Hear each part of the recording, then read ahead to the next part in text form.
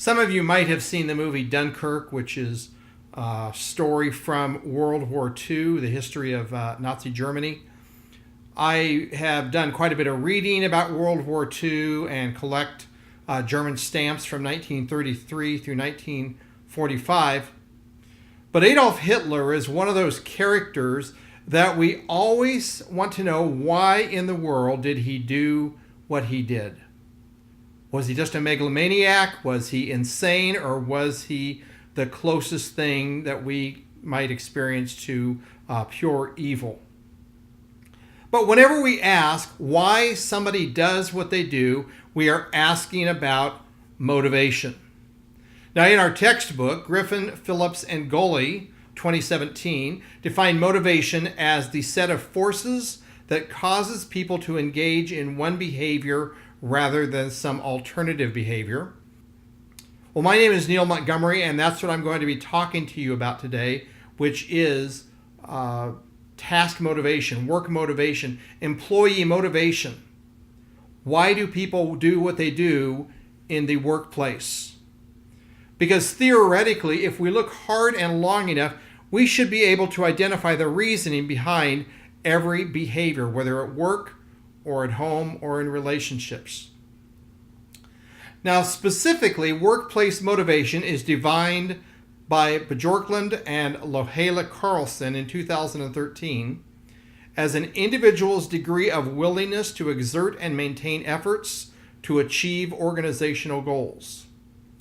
Now, I think this is a worthwhile study. I was intrigued by the readings in two ways. First of all, for employees, if an employee can understand better why they do what they do, what motivates them to work better, then they can be more satisfied at the job. They can maybe earn greater rewards and maybe just do a better job overall.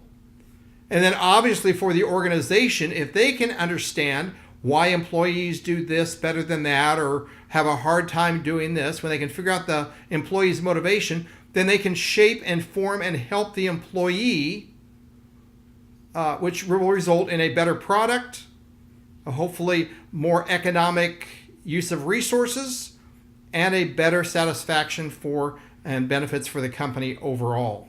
So let's begin by just briefly touching on a few different studies that I came across in my research.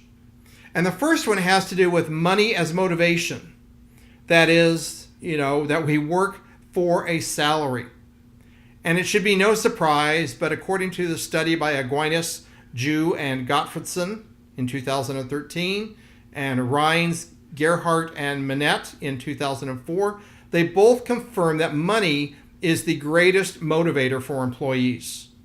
There might be all other sorts of other items that employees appreciate and enjoy and want, but money is number one. Are you really surprised? And related to that is the creative use of other rewards. Honore encouraged managers to be creative in employee rewards. Not just money, although money is still number one, but what else can they do? And he said to develop a list of motivational options to consider for a company, improving the work setting, creating a bonus point system, promotions and added responsibility, saying thank you and offering praise in public and private to employees, instilling empowerment, creating a fun environment, improving managerial communication skills, and open lines of communication would be a few different options that they identified. Well, another study, and this is kind of interesting, is the unique use of space at work. Stay, Foss, and Christensen in 2005, they talked about artifacts like cubicles, walls, doors, different floors of a building, or even separate buildings. Wherever employees are located to do their work, how do we set that up, and what can we do that can affect employee motivation?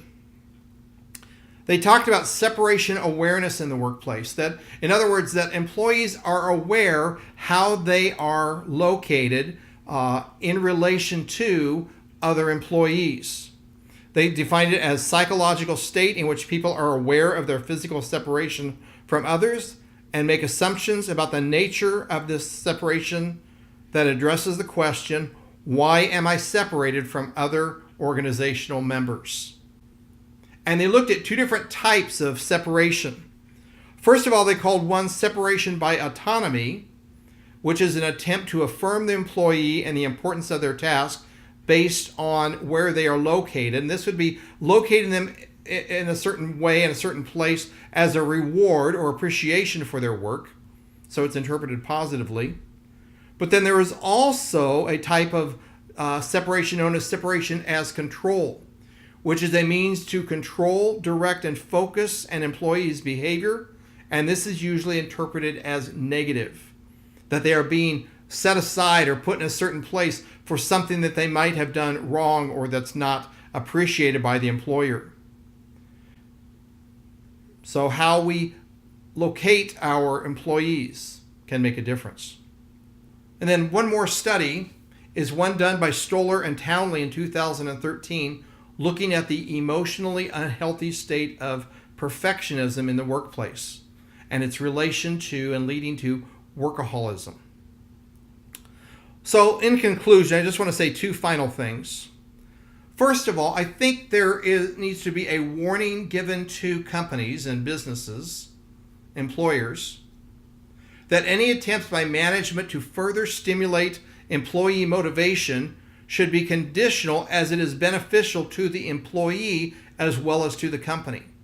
In other words, it would not be right for a company to manipulate their employees only for the good of the company. For example, I think about the workaholism. And if the company is encouraging that and encouraging that perfectionistic attitude and taking advantage of the situation, that would just not be ethically sound for an employer to do that. And then finally is just a encouragement, Colossians 3:17, a passage that most of us have already read many times before, but it helps as a Christian working for someone else to remind us to do whatever we do to do our best job, not only for ourselves to feel right and good, but also for the employee, but ultimately to serve God.